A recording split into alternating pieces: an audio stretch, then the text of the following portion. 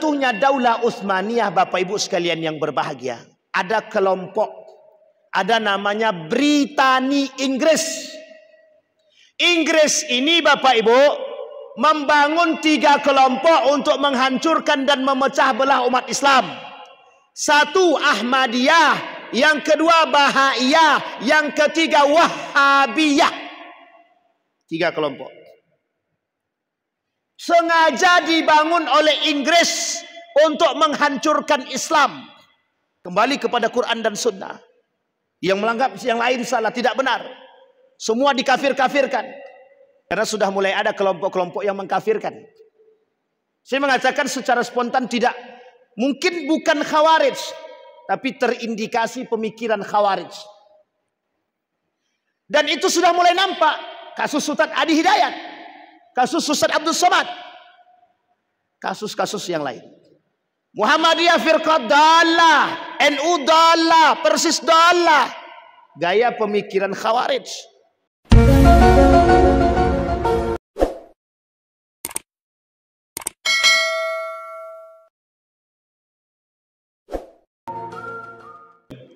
Assalamualaikum warahmatullahi wabarakatuh.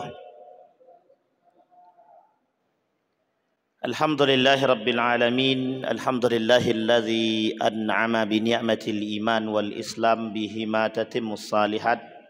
Ashhadu an la ilaha illallah wahdahu la syarika lah wa ashhadu anna Muhammadan abduhu wa rasuluh la nabiyya ba'd. Allahumma salli wa sallim wa barik ala hadzal nabiyil karim. Allahumma salli ala Muhammad wa ala ali Muhammad fil alamin innaka Hamidum Majid. Ya ayuhan nasu taqu rabbakum alladhi khalaqakum min nafsin wahidah wa khalaqa minha zawjaha wa batha minhuma rijalan katsiran wa nisaa wattaqullaha alladhi tasaaluna bihi wal arham innallaha kana 'alaikum raqiba. Wa qala Allah ta'ala ya ayyuhalladzina amanu taqullaha wa qulu qawlan sadida yuslih lakum a'malakum wa yaghfir lakum dhunubakum wa may yuti'illaha wa rasulahu faqad faza fawzan 'azima. Puji syukur kehadirat Allah dengan mengucapkan alhamdulillahirabbil alamin, berselawat kepada Nabi dengan mengucapkan Allahumma shalli ala Muhammad wa ala ali Muhammad fil alamin innaka Hamidum Majid. Bapak Ibu sekalian yang berbahagia, mudah-mudahan di subuh hari ini Allah melimpahkan rahmat dan karunia-Nya kepada kita semua. Allah jadikan rumah tangga yang sakinah, mawaddah warahmah. Kemudian Allah kumpulkan kita bersama orang-orang yang saleh dan salehah insyaallah, dan mudah-mudahan kita semua yang hadir husnul khatimah, amin ya rabbal alamin. Baik Bapak Ibu sekalian yang berbahagia, di subuh hari ini kita kembali mengkaji aliran-aliran politik dalam Islam. Kemarin kita sampai pada pembahasan dalam perangnya antara Ali dan Muawiyah yang menyebabkan timbulnya beberapa aliran-aliran dalam Islam.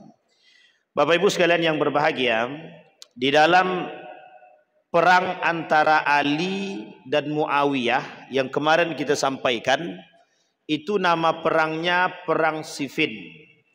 Dalam Perang Siffin ini, Muawiyah, dari kalangan Muawiyah terbunuh 45.000. Dari kalangan Ali bin Abi Thalib terbunuh 25.000. Digabungkan semuanya itu jadi 70.000. 70.000 ini umat muslim semua. Umat muslim semua.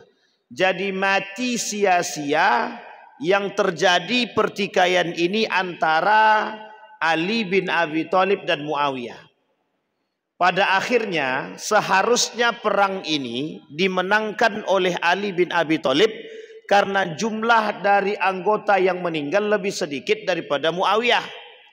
Muawiyah berada di Syam, Damaskus.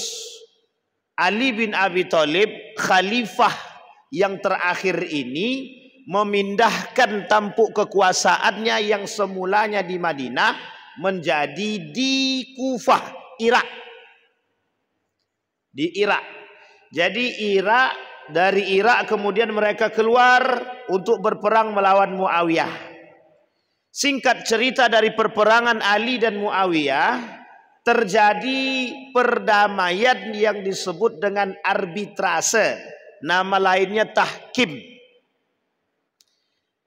tahkim yang dilakukan oleh dua kelompok ini yang mendukung Ali bin Abi Thalib adalah orang-orang yang mencintai Ali bin Abi Thalib yang kelak keluar daripada barisan Ali bin Abi Thalib. Maka Bapak Ibu sekalian yang berbahagia, ketika selesai perperangan ini yang dimenangkan seharusnya dimenangkan oleh Ali bin Abi Thalib, terjadi perdamaian arbitrase yang disebut dengan tahkim. Diutuslah yang seharusnya diutus oleh Ali bin Abi Thalib Ibnu Abbas, ditolak oleh kelompok yang mencintai Ali, diganti menjadi yang menjadi negosiatornya adalah Abu Musa al-Ash'ari. Didesak oleh siapa? Didesak oleh pencinta-pencinta Ali. Singkat cerita Bapak Ibu sekalian yang berbahagia, diikatlah oleh Muawiyah Al-Quran, ditombak, diangkatlah oleh Muawiyah tombak tersebut, yang di atas tombak itu ada Al-Quran. Perdamaian.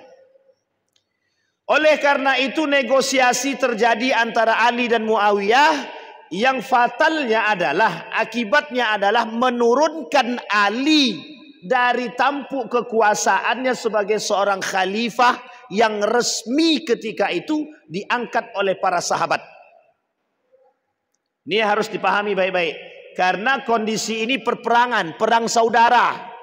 Jadi perang saudara pertama sekali terjadi itu ketika perangnya Ali dengan Aisyah dirunut, kemudian terjadi perangnya Ali dengan Muawiyah, kemudian terjadi perang selanjutnya setelah ini kita sampaikan. Setelah itu Bapak Ibu sekalian yang berbahagia, terjadilah kekecewaan. Ali tidak menginginkan perdamaian. Para pecinta Ali meminta untuk melakukan perdamaian. Terjadilah perdamaian dan mereka pulang. Setelah terjadi perdamaian, Ali kembali ke Kufah, kemudian Muawiyah balik ke Syam. Di tengah perjalanan di perbatasan Harurah, keluarlah dari barisan Ali yang disebut dengan khuruj.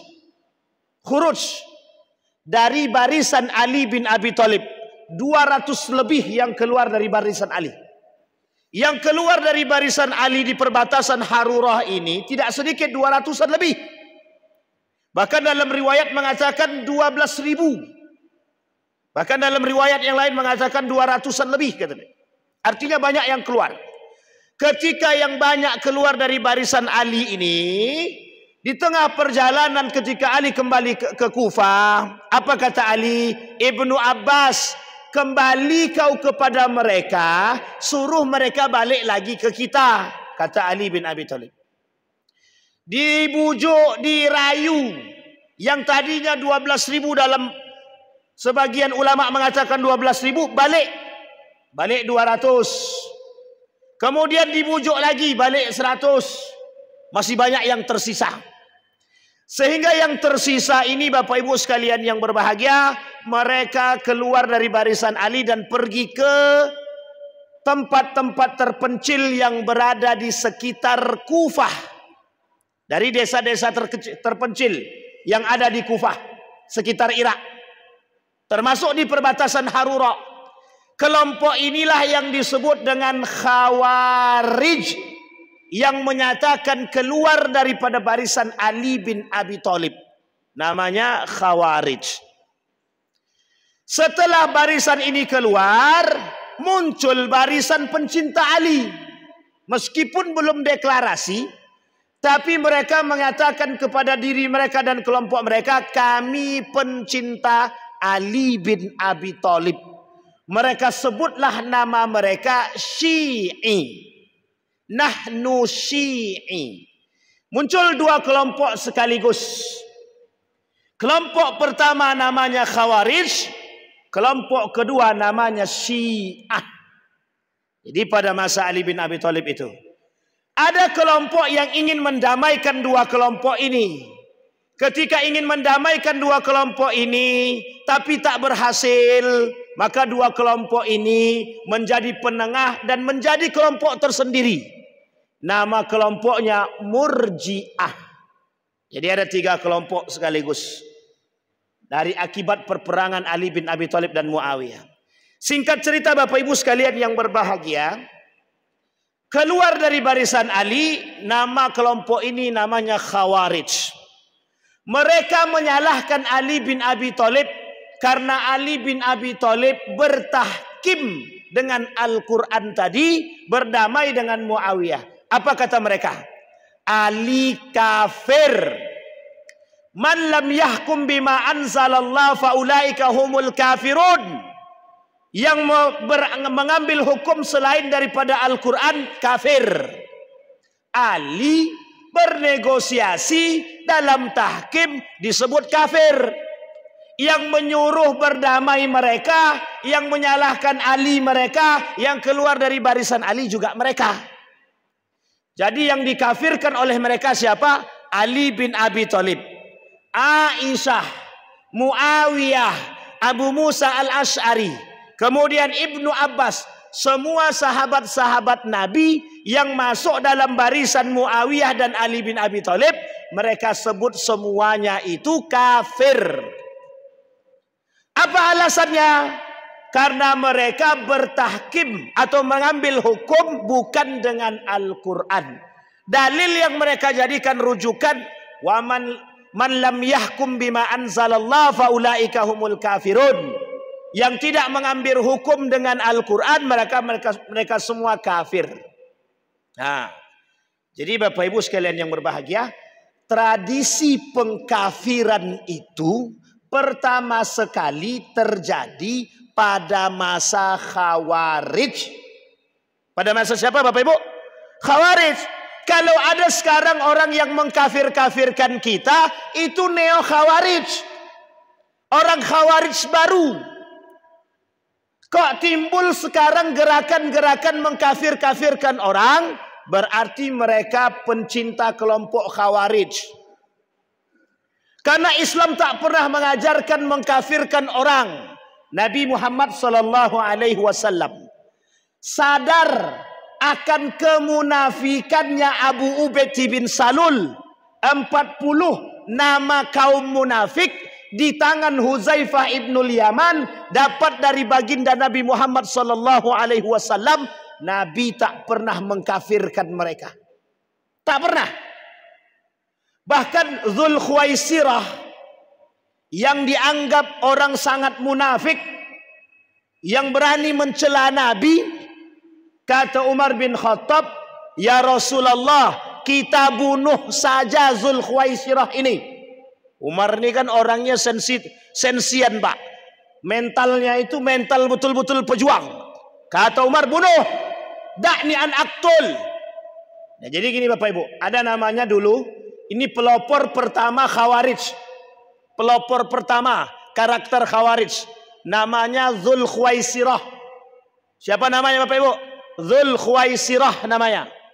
Yang mengatakan kepada Nabi, hei Muhammad, yang adil bagi-bagi harta itu. Kata Nabi, kalau aku tak bisa berlaku adil, terus siapa? Kata Umar bin Khattab, ya Rasulullah, da'ni an aktul. Udah bunuh aja Rasul.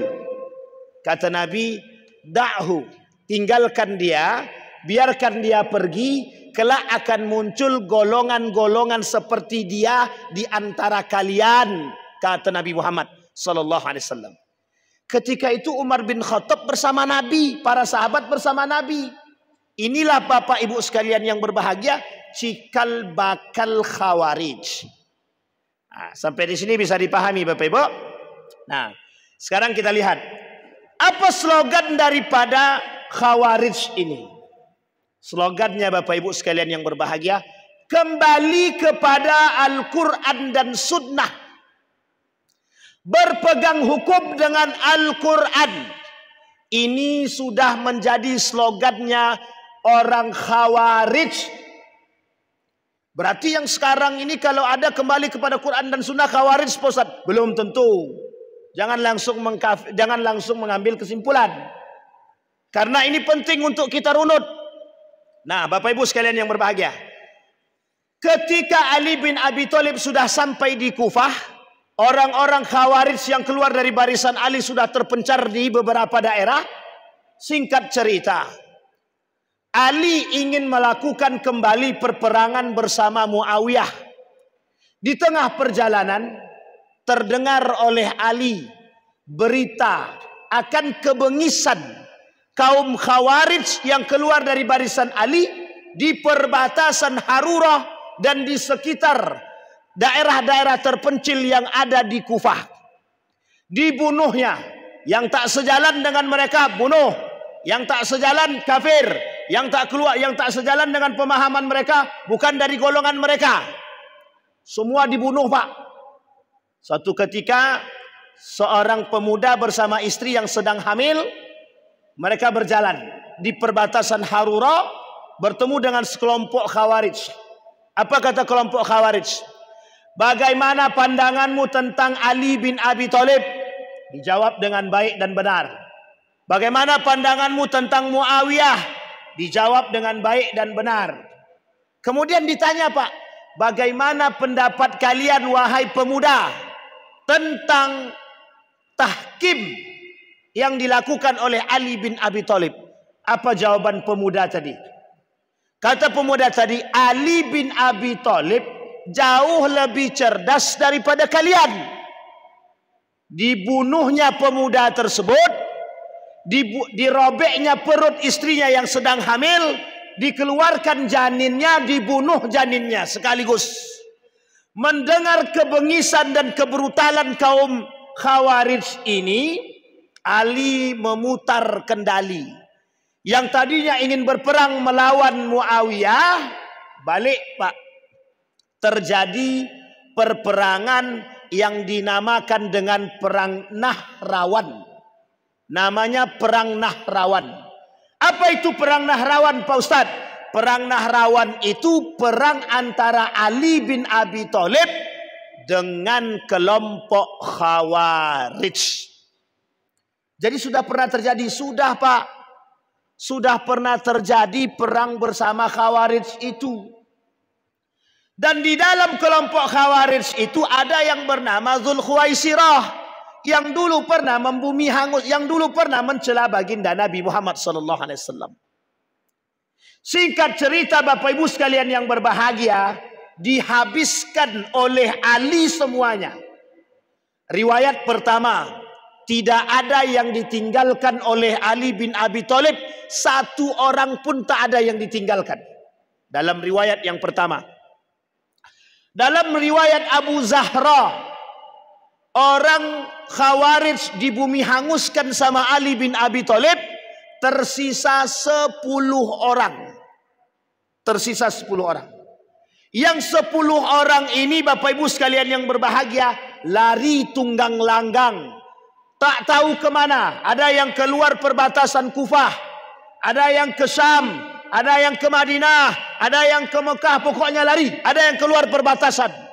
Yang 10 orang ini. Kelak yang 10 orang ini, salah satu di antara mereka ada yang ikut berperang melawan cucu baginda Nabi Muhammad SAW yang bernama Al-Husain di Karbala. Jadi sadis, Pak. Perang saudara ini sadis. Jadi kalau sekarang terjadi perang saudara, itu sebenarnya bumbu-bumbu aja, Pak. Sadis, Pak. Perang saudara ini sadis. Kelak runut-runutan kerajaan Islam itu rata-rata perang saudara. Semenjak ini nanti, Bapak Ibu ya, gara-gara Ali bin Abi Thalib terbunuh, Muawiyah naik, nanti terjadi namanya dinasti Umayyah. Setelah dinasti Umayyah, dinasti Abbasiyah. Dinasti Abbasiyah menghabisi dinasti Umayyah. Dinasti Abbasiyah dihabisi oleh Mongol. Terus menerus. Jadi perang saudara tiada akhir. Kata Nabi, setelah kepemimpinanku, kata Nabi, al-khalifatu min ba'di 30 sanah.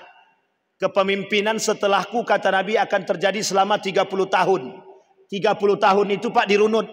Pertama Abu Bakar, Umar bin Khattab, Utsman bin Affan, Ali bin Abi Thalib, dan yang terakhir namanya Al-Hasan, anak daripada Ali bin Abi Thalib, hanya memimpin 7 bulan. Diambil alih oleh siapa? Diambil alih oleh Muawiyah. Muawiyah ibn Abi Sufyan.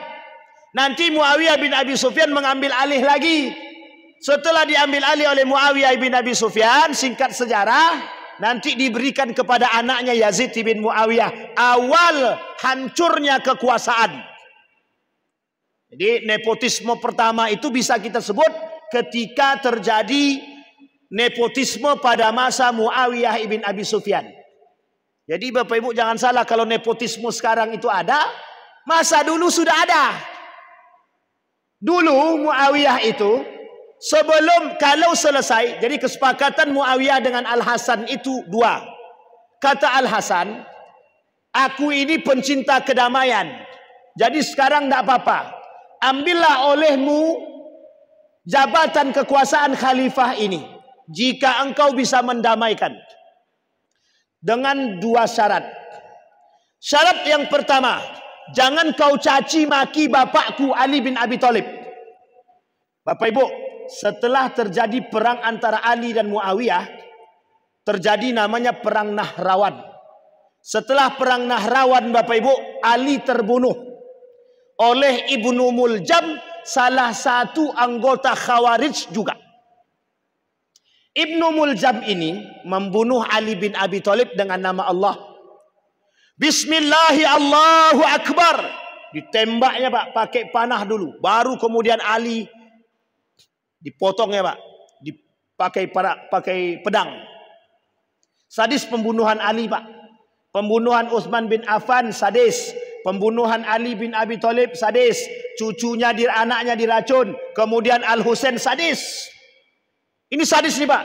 4 orang yang menjadi sahabat Nabi dan cucu Nabi ini itu dibunuh dengan keadaan yang sadis. Sadis. Dan menyebut nama Allah.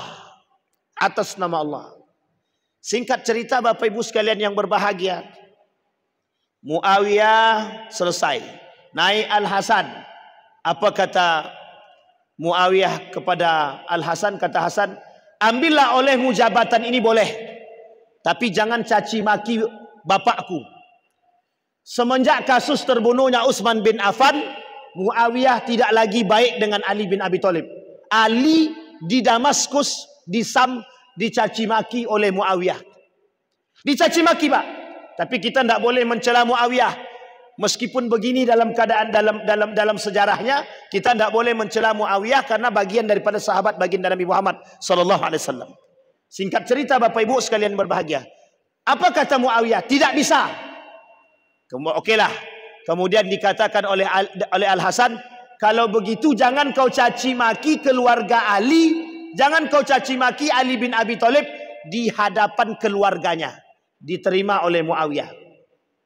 Setelah selesai, yang kedua, kata Al-Hasan, kalau aku mati duluan, maka tampuk kekuasaan, masamu habis, kembalikan musyawarah. Jadi pemilihannya musyawarah. Meninggal Al-Hasan dan masa jabatan Muawiyah selesai, harus dikembalikan musyawarah untuk dipilih kembali. Singkat cerita, kalau yang meninggal duluan Muawiyah, kata Al-Hasan, maka setelah kepemimpinanmu, Al-Hasan yang menjadi pemimpin. Apa yang terjadi Bapak Ibu? Al-Hasan diracun. Hasan diracun. Setelah Hasan diracun, meninggal Al-Hasan. Tampuk kekuasaan khalifah habis di masa jabatan Muawiyah. Harusnya Muawiyah mengembalikan kepada musyawarah. Tapi tak dikembalikan oleh Muawiyah. Dipilihlah anaknya Yazid ibn Muawiyah. Ini nepotisme pertama Pak, yang dilakukan oleh Muawiyah ibn Abi Sufyan. Apa tahu Bapak Ibu alasannya? Alasan yang paling sederhana, itu sama dengan kasus yang sekarang. Kenapa kok anak yang dipilih oleh Muawiyah bin Abi Sufyan? Jawabannya sederhana. Karena dia anakku. Karena siapa? Karena dia anakku. Inilah sistem khalifah yang tadinya musyawarah berubah menjadi sistem dinasti pertama sekali dalam kerajaan Islam. Sistem dinasti pertama Pak. Jadi sistem dinasti, perubahan khalifah itu, sistem itu musyawarah yang tadinya musyawarah mufakat berubah menjadi dinasti itu pada masa dinasti Umayyah, lebih tepatnya pada masa Muawiyah. Itu dua sekaligus yang dilihat itu Pak. Nepotisme pertama, yang kedua sistem dinasti pertama. Setelah itu Bapak Ibu sekalian yang berbahagia, turun temurun. Nah, kembali kepada poin. Selesai Bapak Ibu ya. Khawarij di bumi hanguskan. Habis sama Ali bin Abi Thalib, tersisa 10 orang. Yang 10 orang ini terpencar Pak. Tidak pernah nampak lagi setelah mereka membunuh Ali bin Abi Thalib yang dilakukan oleh Ibnu Muljam.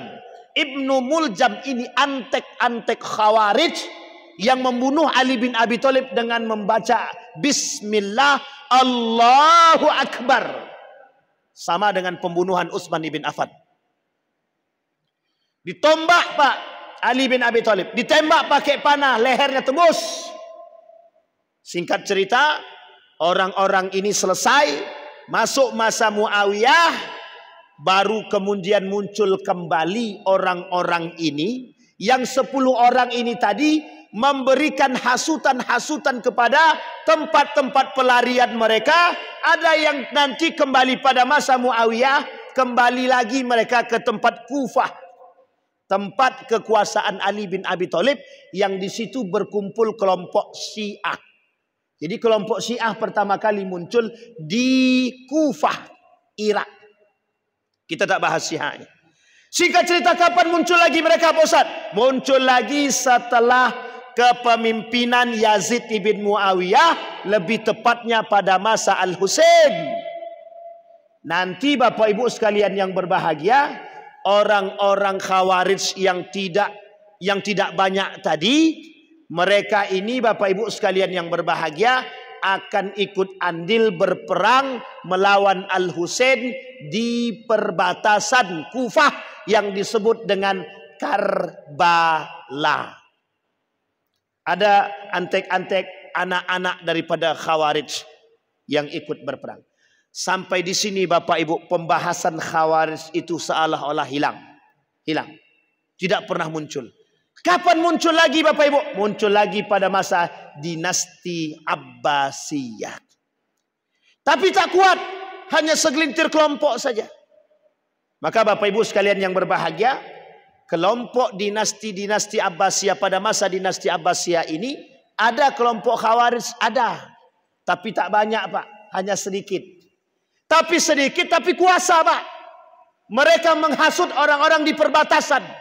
Kelak salah satu karakter mereka akan nampak ketika mereka menghasut kerajaan-kerajaan kecil yang berada di sekeliling Daulah Abbasiyah atau dinasti Abbasiyah. Yang kerap memecahkan diri, mereka semua ini Bapak Ibu terpisah, pecah. Habis tinggal Daulah Abbasiyah, di bumi hanguskanlah dinasti Abbasiyah ini oleh kerajaan Mongol. Tidak muncul lagi Khawarij Pak. Baru muncul kapan? Terjadi pada masa dinasti atau lebih tepatnya Daulah Utsmaniyah. Lebih tepatnya lagi sebelum runtuhnya Daulah Utsmaniyah. Nah, ini nanti tolong diikat ya. Ketika runtuhnya Daulah Utsmaniyah Bapak Ibu sekalian yang berbahagia, ada kelompok, ada namanya Britani Inggris. Inggris ini Bapak Ibu membangun 3 kelompok untuk menghancurkan dan memecah belah umat Islam. 1 Ahmadiyah, yang kedua Bahaiyah, yang ketiga Wahhabiyah. 3 kelompok. Sengaja dibangun oleh Inggris untuk menghancurkan Islam. Dibuatlah salah seorang dalam utusan Ahmadiyah ada di India, Bahaiyah ada di Mesir. Bahaiyah pecahan daripada Syiah. Ahmadiyah sendiri Pak. Ahmadiyah ada di India sendiri. Ini pemuja Ratu Elizabeth, pencinta Ratu Elizabeth. Karena buatan Inggris. Buatan Inggris. Sama dengan Bahai. Bahai juga begitu. Pecahan daripada Syiah. Yang ketika itu berkuasa di Mesir, namanya Syiah Fatimiyah. Syiah Fatimiyah. Nanti golongan Syiah kita bahas pada masanya, Pak. Selesai Bahai, selesai Ahmadi, muncul Pak golongan yang ketiga yang sengaja dibangun oleh mereka, namanya Wahabiyah, yang kita kenal dengan sebutan Wahabi. Ini dibuat oleh Inggris. Wahabi itu ada dua, Pak. Satu namanya Wahabi, yang kedua namanya Salafi. Yang Wahabi ini buatan Inggris, yang Salafi ini Bapak Ibu, ini dari seorang mujtahid Abdul Wahab. Dan ini dua karakter yang berbeda. Satu Abdul Wahab ibn Rustum, yang kedua Muhammad ibn Abdul Wahab. Muhammad ibn Abdul Wahab oleh sebagian kalangan ulama disebut dengan mujtahid. Tapi yang berbahaya yang Rustum yang dibuat, bekerja sama dengan, mohon maaf, kerajaan Saud ketika itu. Jangan salah, Pak. Orang inilah Bapak Ibu sekalian yang berbahagia, kelompok inilah Bapak Ibu sekalian yang berbahagia, yang bergabung dengan kelompoknya Saud ini, yang disebut dengan Neo Khawarij. Munculnya Khawarij baru. Mereka mengkafirkan, yang tak sejalan mereka bunuh, mereka bid'ahkan orang, yang tidak sejalan mereka bunuh, yang tidak berhukum dengan Al-Quran mereka bunuh. Mereka angkat slogannya kembali kepada Quran dan Sunnah. Maka Bapak Ibu sekalian yang berbahagia, terjadi perang besar dulu Bapak Ibu. Terjadi perang besar. Dulu Bapak Ibu, Saudi Arabia itu, terkhusus Mekah itu mazhabnya beda-beda. Ada masanya mazhab Syafi'i, ada masanya mazhabnya Imam Ahmad ibn Hanbal, mazhabnya Imam Abu Hanifah, ada masanya mazhab Imam Ahmad ibn Hanbal, sampailah hari ini. Dan ini sekelumit. Nah sekarang Bapak Ibu harus kita lihat, kalau begitu Pak Ustadz, bagaimana karakter-karakternya atau sifat-sifatnya Khawarij sini? Kita tak bahas itu. Sekarang kita bahas yang sifat-sifat karakter. Satu, sifat daripada orang-orang Khawarij, mengkafirkan orang, takfiri, suka mengkafirkan. Yang kedua, suka mencela. Yang ketiga, eksklusif. Tahu Bapak Ibu eksklusif? Mereka tak mau bergabung dengan orang lain, hanya mau bersama dia saja. Tidak mau dia sama orang. Ini para ulama mengatakan demikian.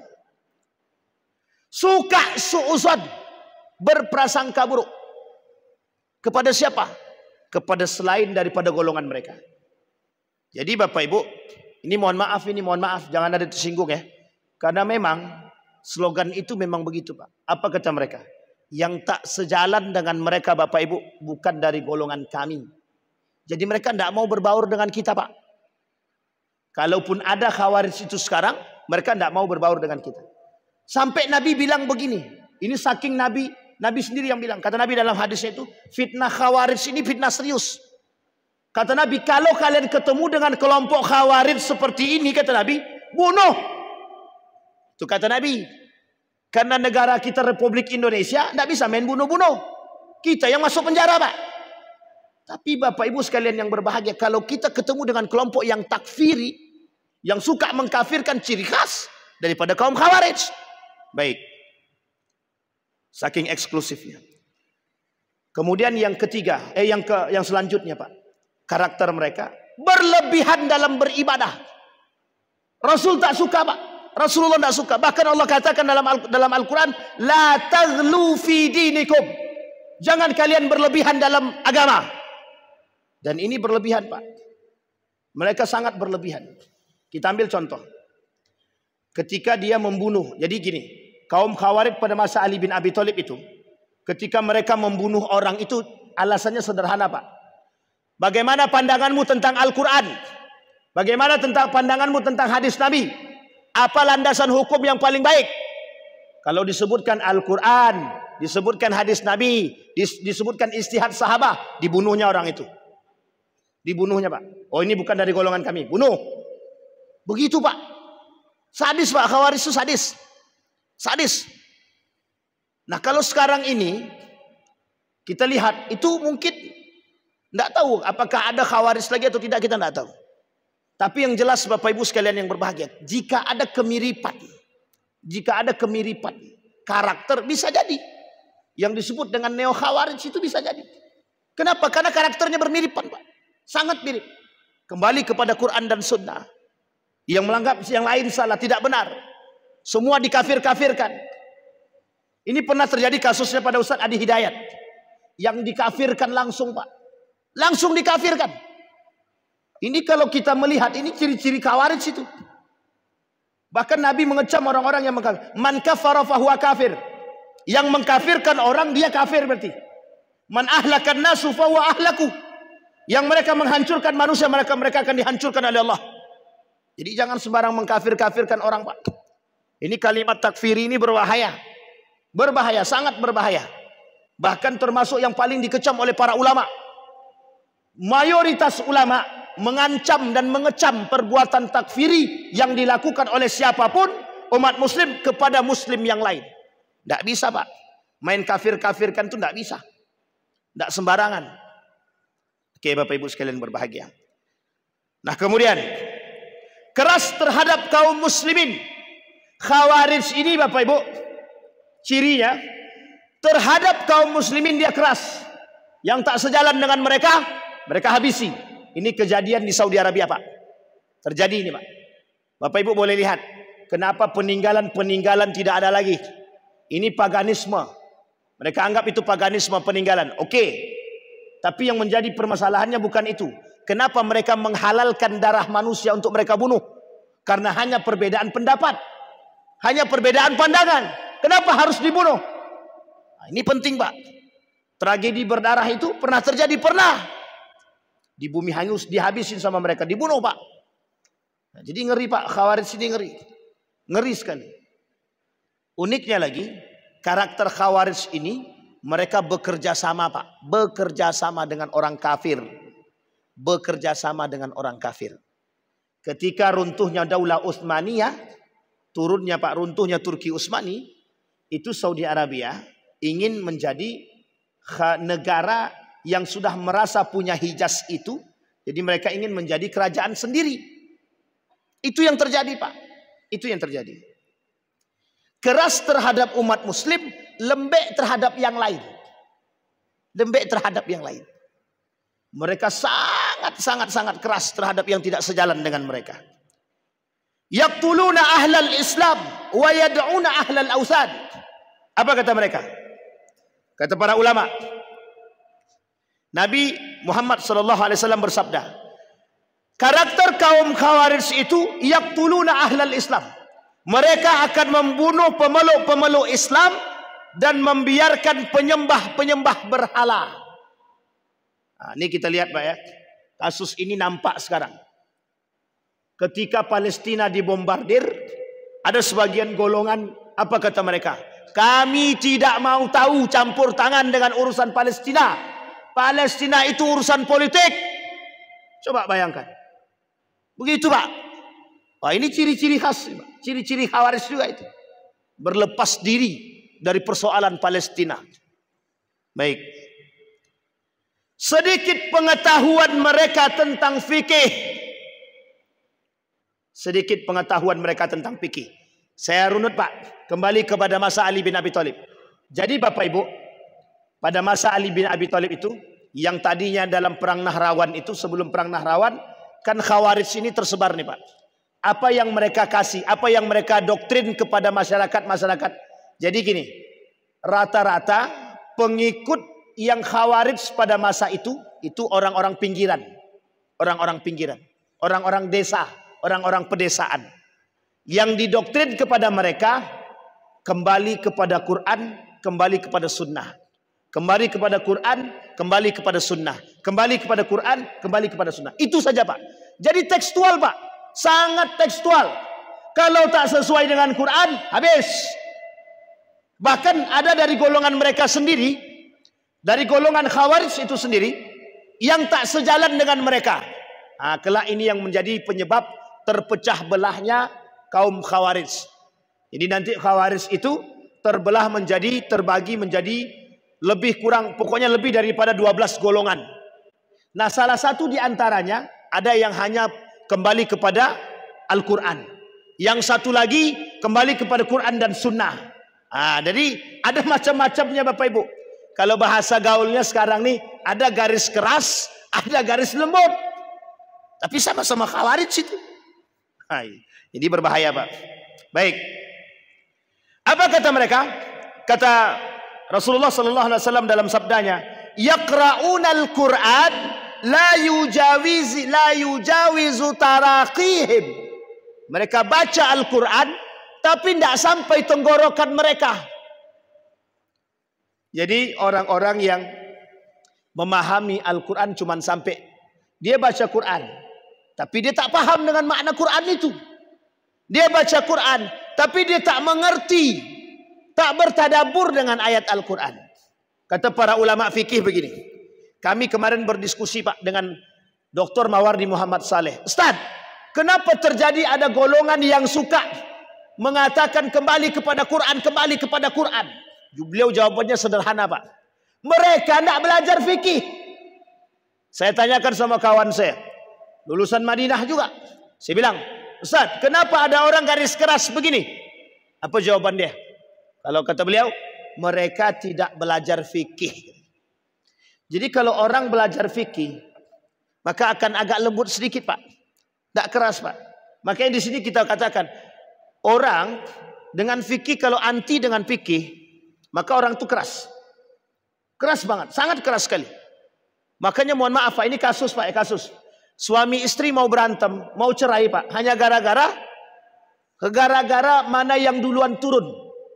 Dalam sholat itu Pak, ketika mau sujud. Lutut dulukah atau tangan dulukah?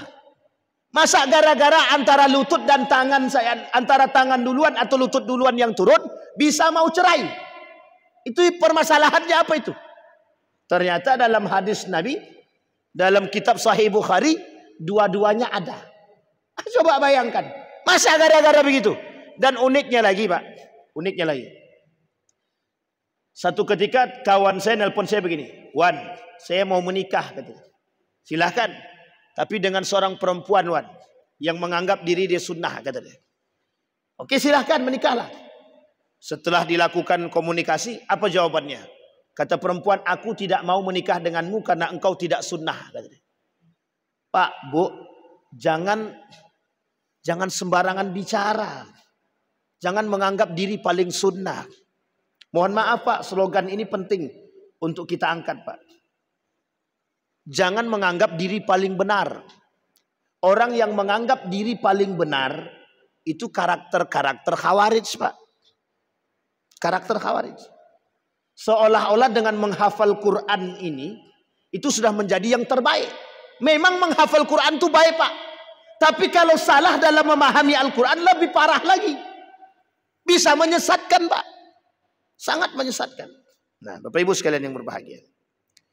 Disinilah kemudian Bapak Ibu pentingnya kita untuk memahami.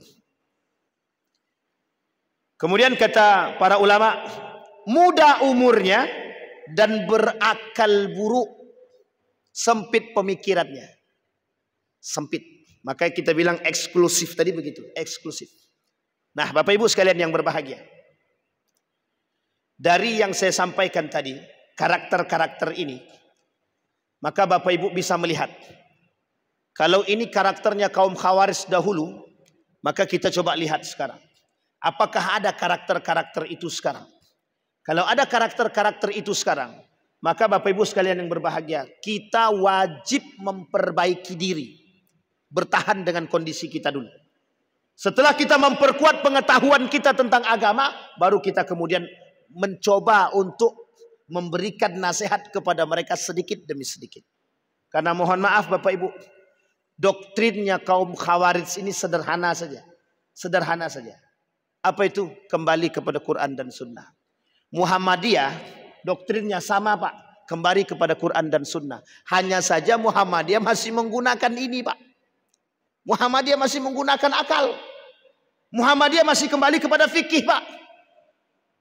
Kalau seandainya tidak kembali kepada fikih dan mutlak begitu, tidak jadi rumah sakit Muhammadiyah Pak. Tidak ada sekolah-sekolah Muhammadiyah, tidak ada. Dan ini penting. Berpikir terbuka itu penting. Kalau sempit pola pikirnya, itu menjadi masalah Pak. Sehingga Yang terjadi adalah yang tak sejalan dengan mereka, mereka tak mau berbaur dengan kita.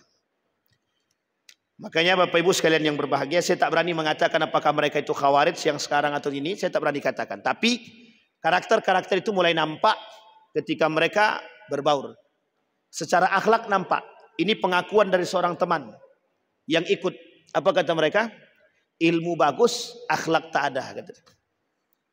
Jadi Bapak Ibu sekalian yang berbahagia, banyak ilmu akhlak tak ada guna. Banyak ilmu akhlak tak ada, tidak ada guna. Maka mudah-mudahan dari apa pemaparan tentang khawarij ini bisa menjadi tolak ukur bagi kita, bisa menjadi pengingat bagi kita, bisa mempertahankan akidah-akidah kita, bisa membuat kita lebih baik agar kita tak terjerumus dalam kelompok-kelompok khawarij ini. Oleh ulama bilang kelompok khawarij ini termasuk kelompok munafik. Kelompok munafik khawarij yang dahulu termasuk salah satu atau bagian daripada kelompok-kelompok munafik. Saya kira itu saja, mudah-mudahan bermanfaat bagi kita semua. Mudah-mudahan bisa diambil pelajaran bagi kita. Silakan Pak.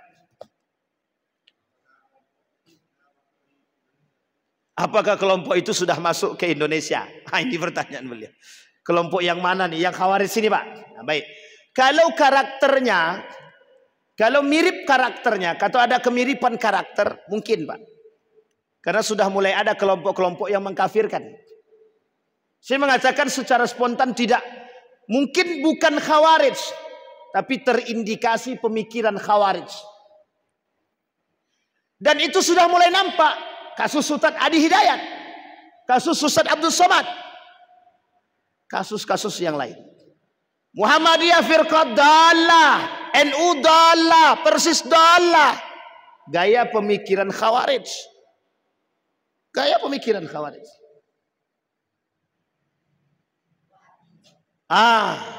Itu yang disebut dengan Wahabi gitu deh. Kita bukan mencela Pak, tapi karakter dan adab itu penting. Berilmu tapi tak punya adab. Nabi sendiri dengan kaum yang jelas-jelas munafik, yang mencaci maki istrinya, yang memfitnah istrinya Siti Aisyah, tidak mau Nabi membunuh dia Pak. Apa kata Nabi? Kalau aku bunuh, apa kalian mau aku ini dipanggil pembunuh sahabat? Itu Nabi Pak. Ini sama-sama Islamnya, bersahadatnya sama, tidak kafir secara mutlak, dikafirkan Pak. Hanya karena perbedaan pendapat, karakter khawarij. Maka kata para ulama, yang sekarang ini ada yang mengkafir-kafirkan orang, itu bukan khawarij, tapi neo khawarij. Khawarij gaya baru. Dulu ada namanya LDII, bukan LDI, DII. Tahu Pak DII Pak ya? DII Daulah Islamiyah Indonesia, Daulah Islamiyah Indonesia. Itu Pak, kalau kita masuk, itu kalau kita mau keluar lagi tak sejalan dengan mereka, bisa dibunuh kita Pak. Bisa dibunuh. NII, Negara Islam Indonesia, sama. Berubah nama dari DII jadi NII. Itu khawarij juga itu. Yang kelak belakangan disebut dengan sebagai teroris dan lain sebagainya. Jadi itu apakah sudah tersebar di Indonesia? Kalau karakternya sudah. Karakternya sudah.